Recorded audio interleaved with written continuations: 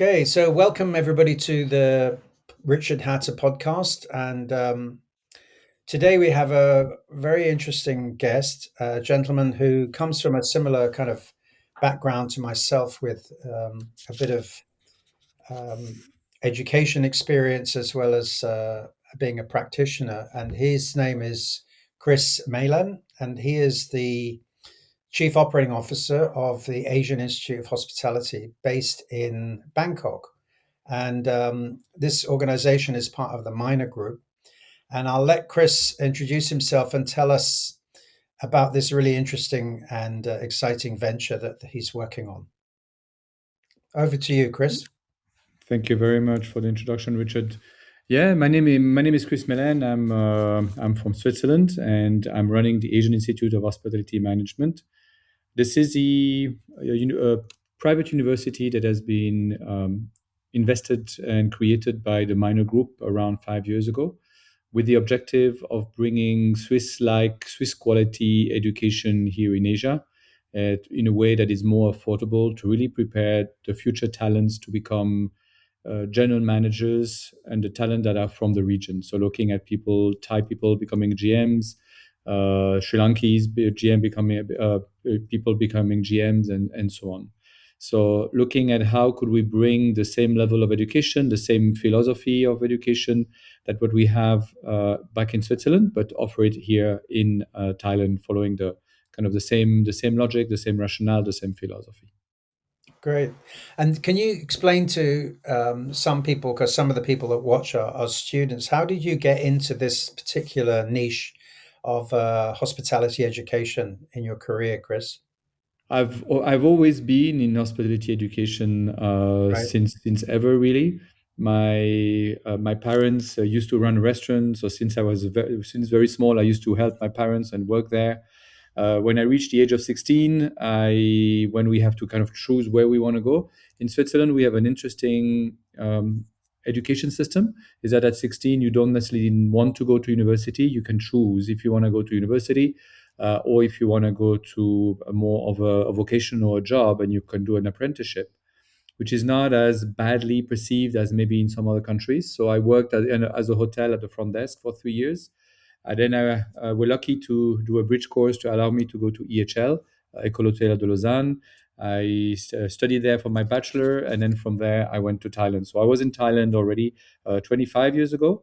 I worked for around 4 or 5 years or so, including Singapore. And then at that point, realized that work-life balance is not always easy to achieve, especially at that time. You were thinking we were working 6 days a week. In Singapore, I was working 15, 16 hours a day, basically sleeping and working. That was it. And then I wanted to get married, and I decided if I want to have children, I want to spend time with them. So then we decided with my wife to go back to Switzerland. And back in Switzerland, I worked as a hospitality consultant for a little while. But then very quickly, I realized that I actually enjoyed educating, teaching, doing trainings. So I joined the Swiss Hotel Management School back in 2006, or 20 years ago. And then I started my journey as an educator. So I've been always teaching from the basics of F&B service and F&B management, rooms division, accounting, and then slowly work out the ladders, and became a program manager, an assistant dean, and then I went to EHL, work for a project that was kind of based on a partnership for international schools, focusing on vocational training. So they needed an educator, but also understood the business side of schools as well, to work together to really give a kind of a um, ready to work program that schools and training centers across the world could use to train their staff vocationally. And I was doing that. COVID happened. We kept on doing it as there, but just after COVID, then Minor called me and then see that if I wanted to look after and take a leadership of AIM.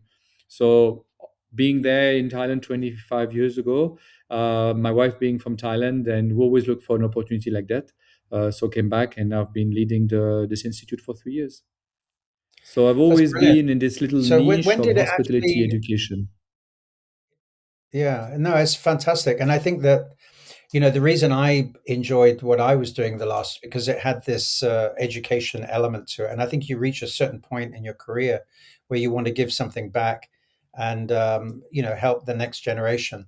And I think that it was interesting. We were trying to at one time remember trying to sort of correlate how one could measure the impact of having this type of education where you're actually, you know, grooming and training local indigenous people to take jobs that, typically expats would perhaps normally do. And, there's a lot of positions that were replaced by local Hong Kong people and people in the region who would have otherwise been, expat, and you're having to pay for all the additional expenses. So, yeah, I'm curious, how long has it actually been open, your institute?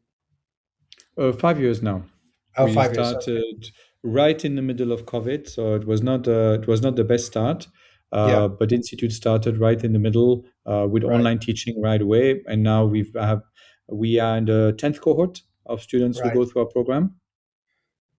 One of the questions I wanted to kick off with, Chris, was about looking at sort of emerging trends. I mean, I know one of your pet subjects is AI, and I was curious because we see so much on when we look at LinkedIn. There's a big chunk of people who are posting stuff on LinkedIn that is Mhm. hospitality related, actually, and a lot about AI. And it seems to me that um, there's a lot of trends emerging, and I just wanted to know what you see from your perspective, looking at it probably more holistically. Um, what are some of the sort of critical trends for hospitality operators and educators?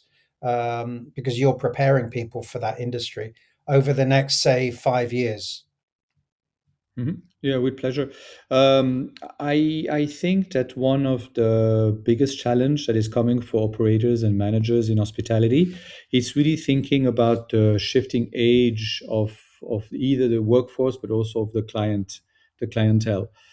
Typically, we talk a lot about this Gen Z, and we're very soon also talking about this Gen Alpha, and how different those young people are when they want to work, but also as they are as client and as customers.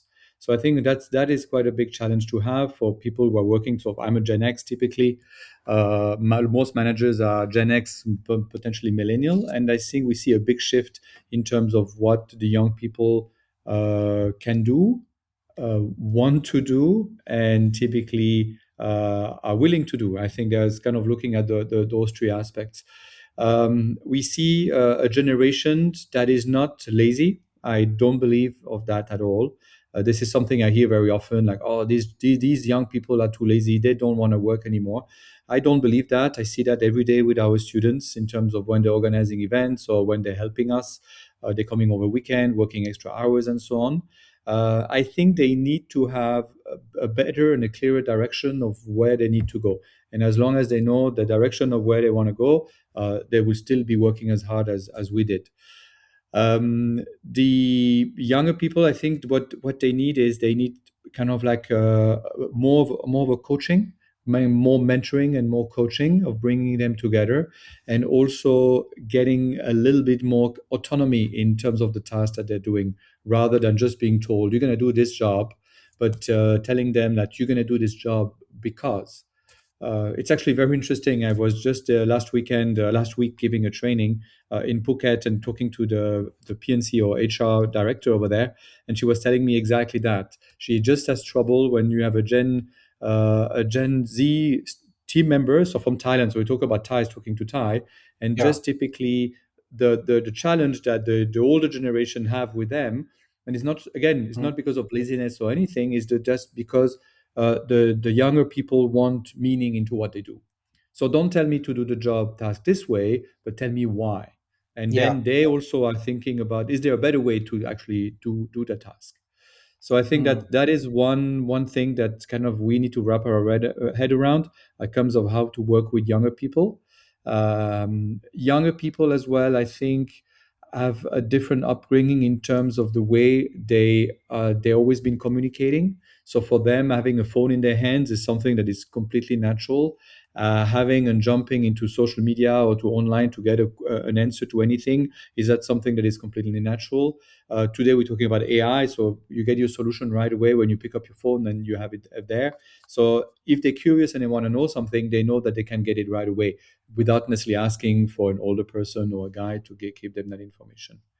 But on the other hand, it makes a generation that is also not comfortable in talking face to face, and they are so used to chats, they are so used to asynchronous communication. I write a message now, the feedback's going to come later, or I leave a voicemail and then my friend's going to leave me a voicemail, or make a video of 20 minutes me talking my life and then someone's going to come back. But suddenly when I have to face somebody and talk face to face, I feel very uncomfortable. So one is something we work a lot with our students when they arrive, is really focusing on addressing people, looking people in the eyes, having small talk, having a chit chat, and so on. So, kind of an emotional perspective, it's such a big change that is something that we have going to work quite hard, I think, with young people to kind of make them. I wouldn't say make them social again. That'd be too much. But making them kind of, how do they survive in a kind of a general setting to interact with people in a natural way.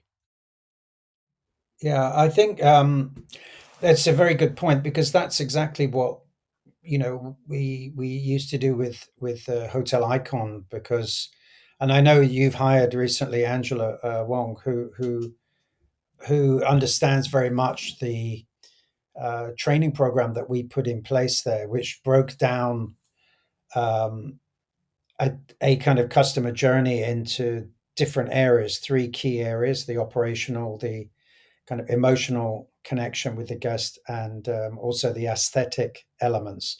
And I think that was something that was very obvious to me all the years I've spent in Asia. You take a lot of sort of often underprivileged frontline workers who don't have the social skills or even the education and barely even the language, and you put Mhm. them in this sort of surreal world, with people who are, they're completely incongruous with the customers. They're different, different culture, different wealth gap, and then how do you expect them to engage? So you've got to Mm. help them to do that. The elevator pitch or whatever it happens to be. So yeah, I think that's fantastic that you see that. I'm just interested also to know how you think that AI and digital tools are kind of influencing how the workplace might change in the future. Do you think it'll be a good thing for employees? Do you think it'll help them in their work-life balance, just to a certain extent, or you think things will remain largely the same, and it's just hype? I think it will change. It will change things. AI is, I think, today more too powerful for not being an impact on work. Uh, my worry personally at the moment is looking at the students graduating, and typically is looking at the type of jobs that they would be getting when they graduate. So if you think, okay, if they go into operations and look after guests, that's not going to change. Hopefully, you still will need to interact with people. You still need to talk to guests. So people skills are very important operation wise. But if you think people working in a back office, working in a marketing department, in a revenue management department, working in HR or accounting and so on, very often the job that is given to someone who just graduated would be typically kind of the entry level job. Like we want to measure how good that young person is, so do me a little research and find me information about competitors and write me a report, or prepare me a slide deck, or I'm doing a presentation for the boss next week, prepare me my PowerPoint that I'm going to be presenting. So these are normally the type of tasks that are given to people, young graduate who just find their first job. But today, AI can do these jobs so much easily, faster, deeper than kind of any kind of young graduate can do.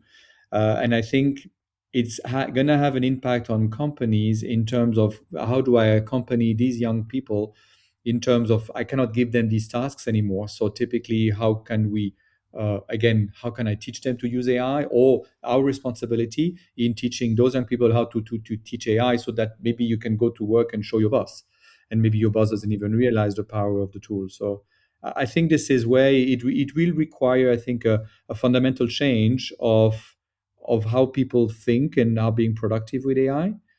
But it moves in such a fast way that even though I'm really really interested, but it's impossible to keep up to everything that is happening.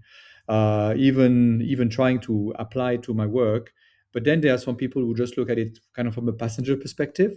And I think today where you are at, you cannot afford just not being interested and trying, because otherwise the trend will pass you by. So I think that's Yeah, also true. a very important skill, not skill, a very important trend today. Yeah.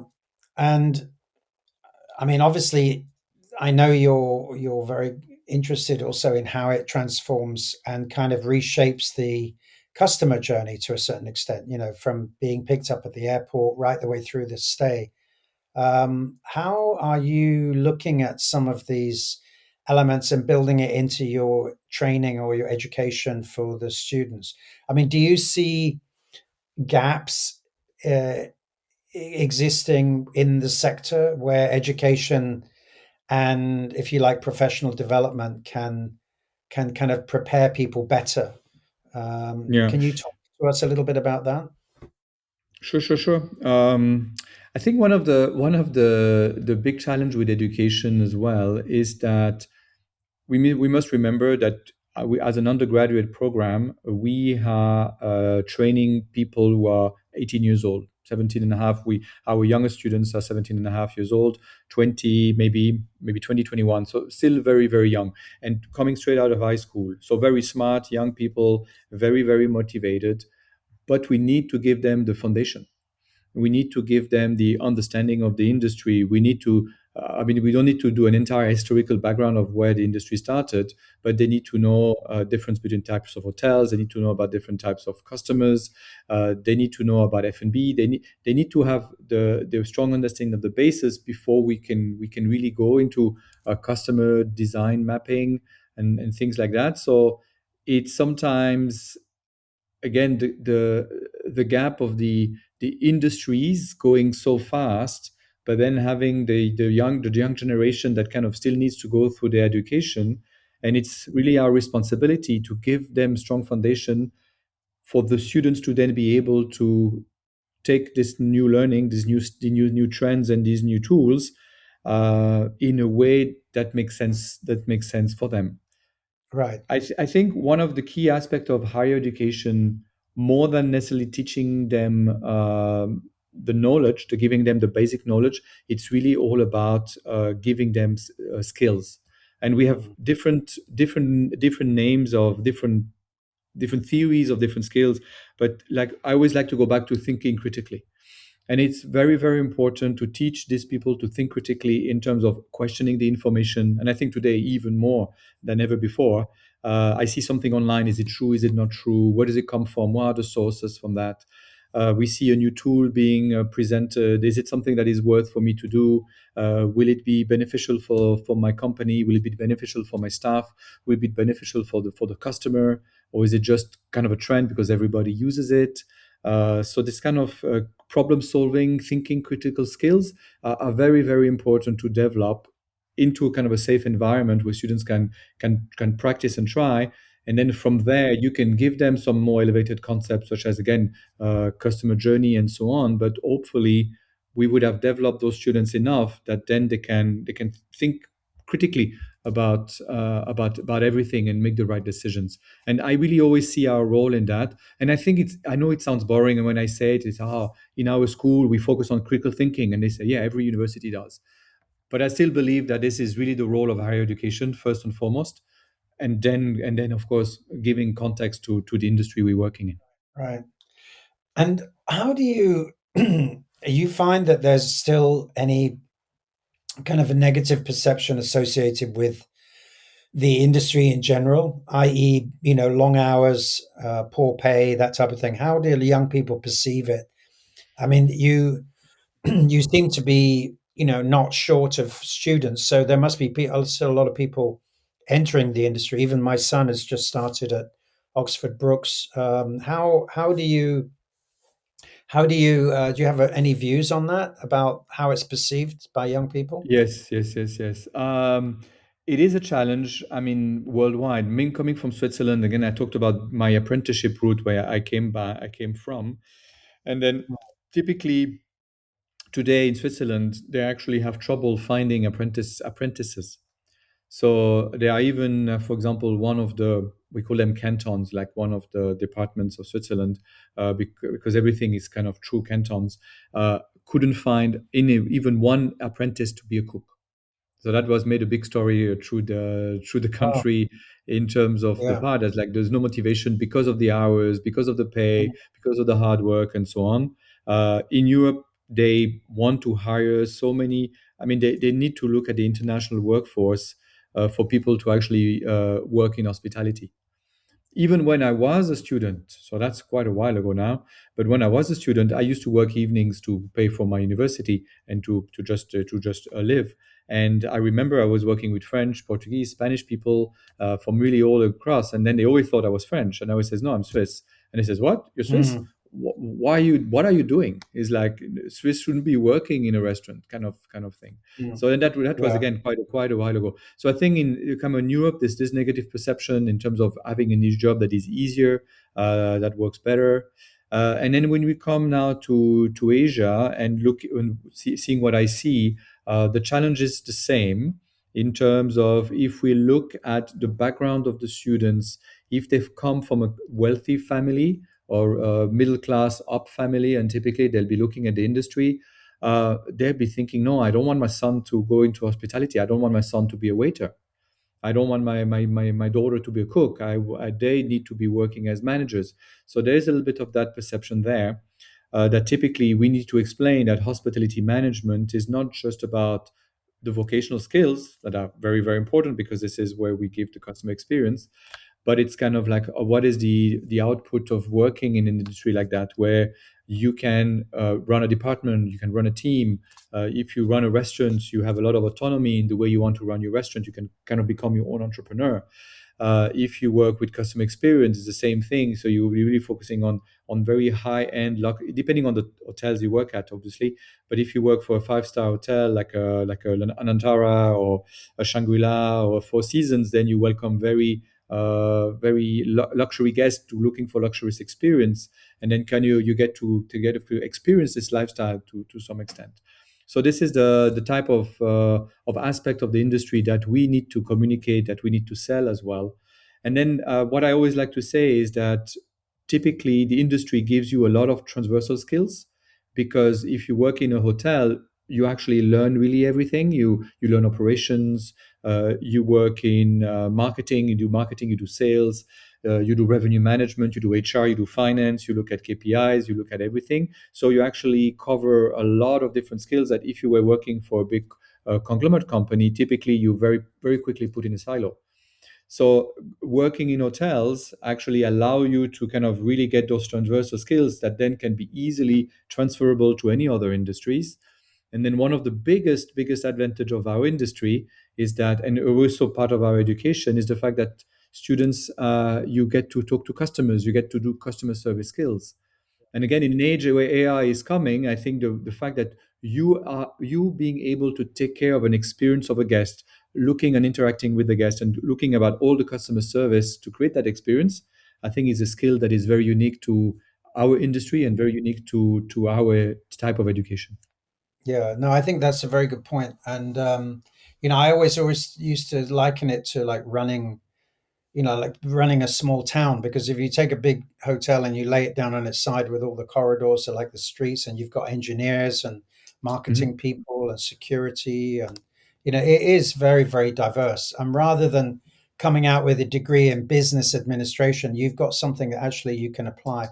And there is a sort of more seductive side when you talk about luxury. That a lot of people want to understand how that business works, and you, as you say, you can kind of dovetail into the hospitality side.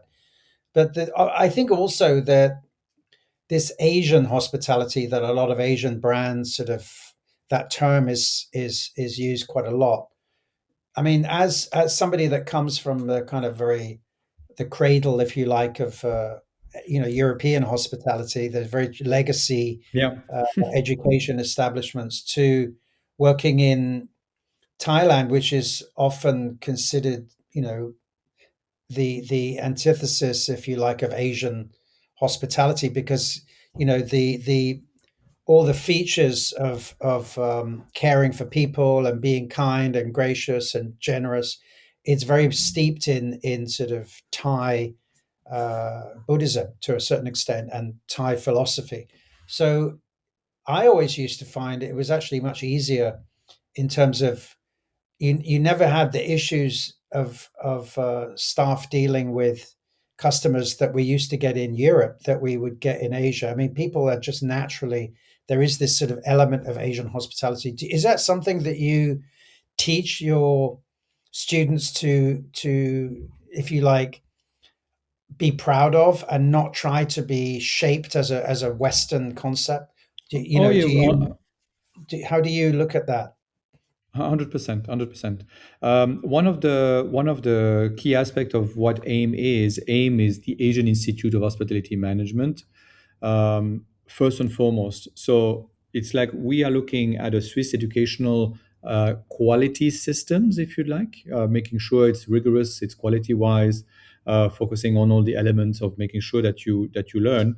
But we want to make sure that we also focus the Asian side of things, and especially being proud to be of Thailand and bring that Thai hospitality touch as well, which I think, as you mentioned, is really really important.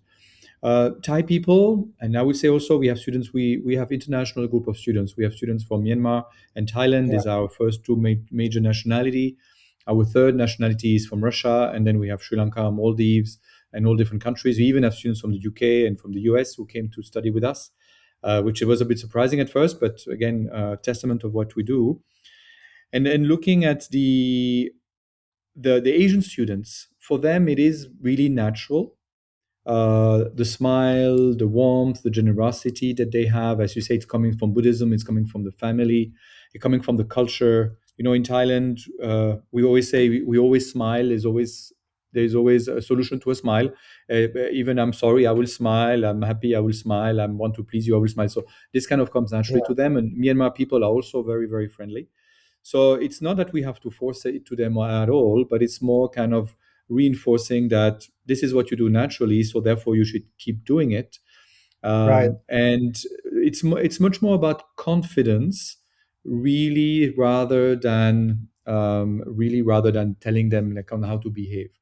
Because Right, what we right. see culturally, a young person, there's this aspect of in Thai we saw kreng chai, which is to translate would be like I'm always afraid to bother my elder. I'm always bothered to bother my boss or to my customers. Yeah, So typically they don't want to necessarily uh, disturb somebody. So saying hello, it's oh maybe I'm doing something wrong. So they would rather avoid eye contact and move away, yeah, rather than saying no. Being hospitality is actually being present, showing that you're there, going towards the customer, smiling, and so on. So I think it's more about confidence in giving the service, that you're not doing the wrong thing, rather than having to teach them to be hospitable. yeah. And I agree. And I think a lot of the kind of reticence, if you like, which I found, especially in Hong Kong, where people kind of, and in China when I was working there, was that they were quite comfortable to follow orders and they knew exactly what was black and white. But when you tell them to make a decision about something, especially if it involves money, they would often be, almost frozen and not know what to do, because if management's not supporting them, that they'll back them up. That okay, yeah, you handled that well, you waived the charge or whatever. Because to a young person from a kind of you know indigenous background, that's a hell of a lot of money that they're giving away. Mhm. If it's Yeah, a yeah. meal and the guest wasn't happy. So as long as they've got the support of management, I think that can actually go very well together, those two things. Chris, I wanted to talk a little bit about industry partnerships, if you don't mind. How do you at the institute, in sort of education and industry, how do you collaborate with hotel brands or innovative practices, perhaps? If there's new ideas, bold ideas, particularly. Um, do you think that operators are kind of overlooking some low-hanging fruit out there? I mean, what's your thoughts on that? Operators lowering fruits. I wouldn't say that. In terms of the way we would like to collaborate, is we believe, obviously we are a school, an institute, right? So we believe in education, we believe in learning, we believe in growth. It's through learning that you learn more skills that allow you to kind of grow into your career, uh, get a better salary, look after your family. So we strongly believe that this kind of the learning is such an important aspect of life, that we really want to offer. So our in terms of collaboration is we try to go beyond our undergrad students and then offer different solutions for really training and executive education, for really all different level of a team member, of an employee, whether it's a front facing customer front facing, or whether it is even managers. We focus a lot on training for managers who become first time managers, because very often when you have someone who's been working as a waiter, as a cook, as Yeah, a front desk person who is very strong in what they do. This is the type of person that become promoted, but they don't necessarily have leadership skills, or they don't. So they need to develop this, how to teach and coach your team, how to be a good leader, and so on. So that's one way we want to collaborate really with the industry, of helping everybody to kind of grow. And then it's also another way that we collaborate with industry is, of course, through internships. So a lot of the industry want to have interns, so they're looking at us for that. right, We actually have more people who are looking for interns rather than the other way around. And then something that we've been doing that is not new in Europe, but is kind of new in the area, is actually using our students as consultants. So we have a course called the Integrated Hospitality Project, which is where we teach students about kind of project management, but kind of consultancy projects. We start with kind of case studies initially, but then in the final year of study, as a capstone project, they receive a project from the industry. So the hotel or the company comes forward and says, "I would like you to think and critique my sustainability strategy that I have on my property." And yeah, then for the entire 5.5 months, 6 months, the students are actually working towards the project and coming with the solutions. mm, Again, students being students, sometimes solutions are great, sometimes maybe they deserve a little bit more work. But where it was interesting is where some of the minor used us of this project to actually come up with the employee value proposition. So employer and value proposition. So typically looking at how can you make an employer more valuable towards, again, that younger generations. What is it that younger generation want? What is interesting for them? So then the students spend yeah, doing some research on that particular project, and then presented them to the industry. So I think it's kind of the different way of we try to collaborate with the right. industry, and by offering our different services. And is there a definite kind of relationship between your team and the, say, somebody like Nick Smith, a VP operations, who's got GMs out there who might be looking for good people, people who have certain, really top creme de la creme students who are ambitious and have potential. Do you kind of like think of this as a greenhouse to grow your own people? I mean, how many of the graduates might end up working for one of the minor brands? So what we have working with Minor, I'm very grateful to Minor for that, is we have what we call a preferred employment status for all our students. So we cannot guarantee a job, because at the end of the day, our students need to be able to perform as well. But Yeah, typically, any students who want to work within the company uh, can apply. So we guarantee an interview. So there will be always kind of on top, their CV and the application will be on top of the pile, and making sure that the students can actually get a chance based on the aspiration, based on where they want to travel, what type of jobs they'd like, what they're capable of doing, based on how well they performed academically and also on campus in general. Then typically they'll get a job offer, and that's the way we work. Minor has, I think, the greenhouse of Minor is really the Ascent Management Training Program.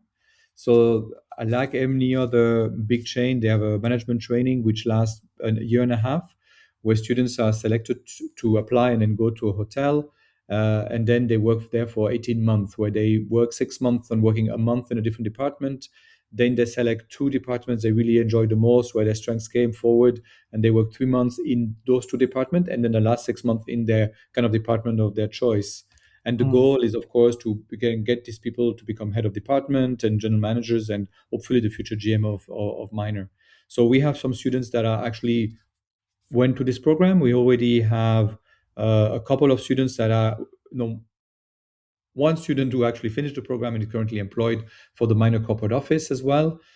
We have students currently doing this program in the Maldives, in Bangkok, in Dubai as well. So doing that. Uh, but again, not everybody necessarily goes there. And also something that is important to understand is that even though we are owned by Minor and we are Minor, own business unit company, we are in the independent university. So we are yeah, running a Swiss program. We our own governance, the quality education and everything. It's all from Les Roches. It's really a university that is students are open to go wherever they want. So, yeah, for yeah, instance, we had a student who was offered to go to the management training of Minor, but decided to go for the management training of Mandarin Oriental instead, and now is in Switzerland in Geneva, finishing his program. So we really want to be here for the industry. And when Mr. Einike actually mentioned yeah, that he wanted to found the school, it's not only for Minor, but it's really for the yeah. region at large and for the industry Okay, at large. okay, interesting.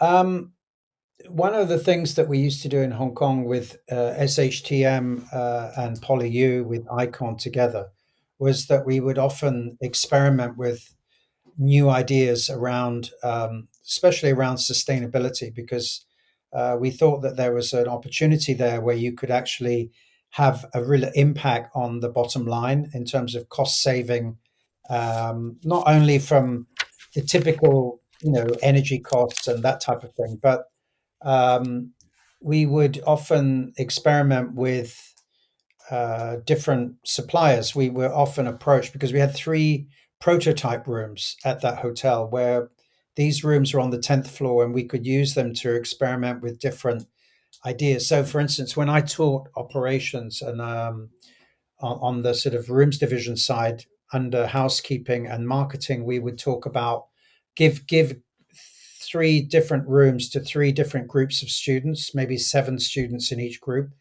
and give them a particular, say, demographic of a certain type of customer, and then ask them to design, if you like, the room of the future, not something futuristic, but in terms Mhm. of interior design. I'm talking about in terms of sort of its operational efficiency or whatever.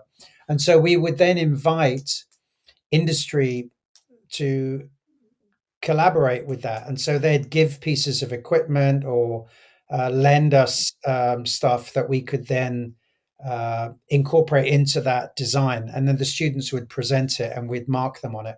It was very popular with the students. And it was also a real eye opener because they were coming up with really brilliant ideas that we hadn't really thought of.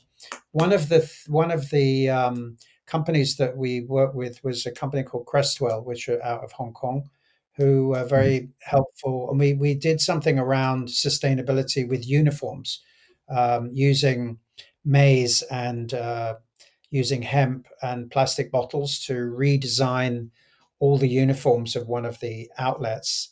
And they actually now have an element where they can use AI to design the uniform. So you don't have to pay for an interior designer. So they'll take the, if you like, the DNA of the brand or the concept of the restaurant, even the renderings, and feed that into the system. And then it will kind of create renderings of potential styles that they can then manufacture. And what we liked about it was, in particular, was the fact that there was a way in which the staff could be given a link where they could actually purchase their own uniform direct, like you would on Amazon, whatever. Mhm. So you didn't have to worry of, you kind of cut a whole department out. But some of these were very experimental. The students enjoyed working with it because it was kind of innovative and thinking outside the box. And actually, the Cresswell do help me sponsor one of the podcasts with that. But I just wondered whether you had any uh, examples of anything where you've collaborated with a particular industry or product or anything like that? Or do they come in and, I mean, another one was where revenue management companies would come in and present their software Yeah. to students, like Ideas or Duetto back in the day. And we actually ended up getting presented with a whole revenue management system to the school that they could then teach the students on. So, if you like, you're sort of gearing the students up for software practices that they could then use when they're actually in industry. And also, I think it encourages them to kind of speak out a little bit too, so that if they're in a meeting and the GM's there and they're sitting around a table, they're not worried about coming up with an idea that they think adds value uh, Mhm, and mhm. and that kind of innovative thought. I just wondered if you had any thoughts around what I've just been talking about. No, I think it's fantastic. We don't have yet three futuristic rooms. But it's a good idea. I'll keep it in mind. Yeah, But typically, I think the IHP project I've talked about before is very kind of similar, but we maybe miss the laboratory like you have. So again, coming up with a project and bringing the actual solutions and presenting the ideas, it's one of them. In terms of working with the industry, so for instance, we use Opera Cloud. Uh, for example, for the property management system, the latest one. So again, thanks to our link with Miner, our students are working on the latest system, and then we've seen some of the students going on internship who actually where the hotel were actually implementing Opera Cloud later than us. So I actually even use our students to train their team members about how to better use the system. yeah, Um, great. we believe as well in revenue management. So we believe a lot also in kind of like using technology in the classroom, using different simulations and different systems for to make learning more interesting. So typically, we use a revenue simulation program called RevSim for our revenue management courses, where allow students to actually kind of compete in teams. Each one have in different hotels. It's going to be also expanded to finance because it gives an entire P&L, and you also have to look at the impact of your decisions towards your rate, towards the Yeah, P&L.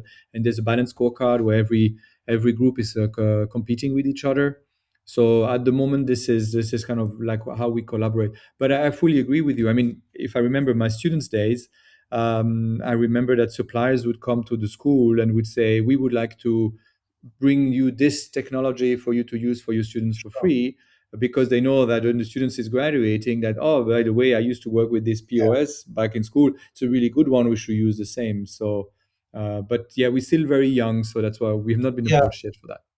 And I think, Chris, also that a lot of these companies I do see it not just as from a commercial point of view, but I think they genuinely believe in helping to sort of cultivate this thinking with the young people, and I think Yeah. if you it is very powerful. I can remember being a student and somebody coming in and presenting an idea, and that kind of stuck in my mind, and then you have a positive perception of that organization to a certain extent. I remember Trust House Forte back in the day.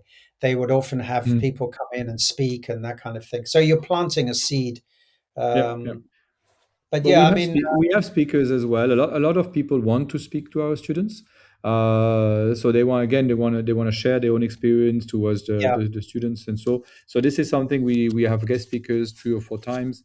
I like every of other universities and sharing and minor or outside of minor as well. So we had Mm. entrepreneurs who came to speak to our students. We have the GMs also talk about their experience too. So we also have that kind of.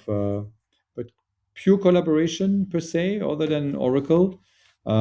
At the moment, that's the only one for Opera Cloud. I mean, And just finally, kind of looking ahead now, I know one of the big conversations is around the future of loyalty programs and loyalty points. I just wondered what your views, because I mean, you're looking at it from a helicopter point of view and looking at the industry in general when you're preparing lectures for these students, and I mean, you've seen a lot of shifts, and there's so many multiple brands even under the Accor group or IHG Mhm. group. I mean, how do you see the future of loyalty going, especially in view of AI and stuff like that now? Do you have any It's thoughts? yes, it's an interesting aspect because if you think about it, typically one of the big challenge for hospitality in general and lots of owners and hotel companies is that we almost commit a little bit to the commoditization of hospitality. Yes. You take a hotel and you put one brand, then you take off the brand, you put another brand there. There's basically no change to the experience. So the hotels are next to each other. They all have a different brand. The experience is essentially the same. So some of the brands that are able to really differentiate themselves is again mostly again on the luxury side, but you also have some others like Moxie, for example, from Marriott as well, where the experience is different. Talk a lot about Citizen M as well. That is completely different experience regular that a regular hotel would offer. And I think that's one aspect that you can differentiate is how can you focus on creating really something that is experientially different from regular brands. Depending, of course, Right. on what your customers want, right? So, are they only coming for business to sleep and go to a meeting, or are they staying here for a holiday? Do they want to experience the local culture? This is something that, for example, Anantara does very well because it's always very authentic, based on the locations where they are. The Aman brand, obviously, but very high luxury does the same thing. And so I think the challenge for a lot of a lot of hotel companies and regular hotels, I would say, I mean, what you understand what I mean by regular, is kind of like how can you be different from an owner's perspective? It's really through how many bookings you can bring through your loyalty programs. Right. And Right. very often you have Bonvoy, right, with Marriott. And then if you are an owner, you come to Marriott. Marriott will say, we have so many numbers of people into our loyalty program. Therefore, we can guarantee such and such amount of reservation. And that's kind of what Minor did as well. Since last year, they've launched Minor.com. So they wanted to bring the Minor brand upfront, where typically the Minor brand was always not really known. So you got the hotel chains and the brands, but not the company per se. But they really want to bring the company there with Minor app, with Minor.com, in order to really encourage people to go through and book through the app and book through the system and get their loyalty program as well. And typically, this is a big USP for big brands to come up forward and to an owner and says we can guarantee Yeah. such amount of reservation because we have everything behind. So you don't rely so much on the OTAs. Where smaller Right. companies typically still today, like I talked to a small operator here in Bangkok a few days ago, he was saying they still rely over 60%, 60, 70% on booking.com. And of course you got the 10, 15, 20% of commissions you need to pay to booking. As typically a hotel with Minor, I don't have the numbers top of my head, but they're looking at OTAs mostly maybe 10, 15%, where a lot of it is Right. actually replaced by the direct booking through the app and through the loyalty program. But then Right. I think when the my view on loyalty programs, um, is at the end of the day, everybody has them, and it's not really become a differentiator anymore. And important is how could you actually use these loyalty program to actually personalize the experience of guests or wherever they are. So typically, if I'm Chris, I'm using the Bonvoy app and I'm traveling in there using AI in a, of course, privacy respecting way, but in a way that you can learn better about kind of what are my needs, what are my wants, what is my allergy, what type of room do I like, what type of cushions do I want on my bed, what is the temperature of my room, what do I need in my minibar.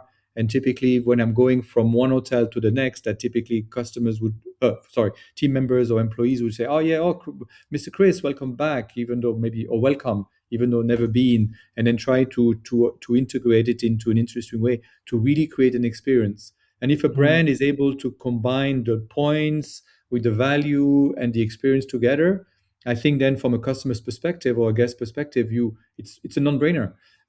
When I go to a city, Yeah. where am I going to go? I'm going to go to Marriott. I'm going to go to an Avani because again, they got the best experience from a booking, from a experience perspective. Honestly, Yeah. as a guest myself, if I go anywhere, I still go on Booking.com. Booking.com is Yeah. still my Yeah. automatic choice. I'm going to this city. I'm not even gonna. I'm just gonna go on Booking, find the hotel, filter down my choices, make there. And I think this is where kind of hotel can differentiate and kind of Yeah. take ownership of the customer again.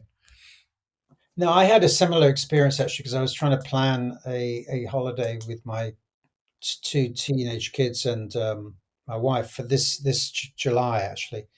And I was looking. I wanted to go to Bali, so I'd already decided on the destination. Then it was a question of finding a property, and I ended up going with a Marriott property, which is the one at Nusa Dua, the big resort there. And I I could have gone with a smaller property, but I in the end I wrote directly to the GM, actually through LinkedIn as an industry person, Oh, and I got a better rate doing that than I would have done through either booking.com or even mm. through their loyalty program. So I think often if you do write You're direct, making this GM in. You're putting this GM in trouble because if Booking.com knows, yeah, they're gonna but call him. he was very kind. There's sort of an industry rate, these Mm. GMs kind of look after one another in that sense. And I think he knows that I also have podcasts and things like that, so I can talk about his property later on, perhaps. But yeah, it is interesting sometimes to know how to book. Um, but it's been very interesting talking to you, Chris. Learned a lot, and I really appreciate your time. Um, if I'm in Bangkok anytime, in the next 6 months, I'll drop in. And if you Please. want me to, I'm happy to ask those guys at Cresswell to maybe come along and present some of those uniforms to your students. Yeah, that'd be If fantastic. it's of interest, they can show them what they feel like and all that. With I know that they've been experimenting with um, giving samples to chefs and that to try out, and Mhm. they actually find they're very durable and cool, and they feel that they're kind of wearing something sustainable. They're helping helping their towards the cause. But anyway, thank you very much indeed, and wish you all the best. And let's keep in touch. And thanks a lot for your Yeah, time. looking forward to welcoming you on campus when you're in Bangkok. Yeah, I'll come and talk about my interesting career one day, maybe. Perfect. Okay. Yeah. Thanks Thank a you, lot. Richard. Okay. Thank you.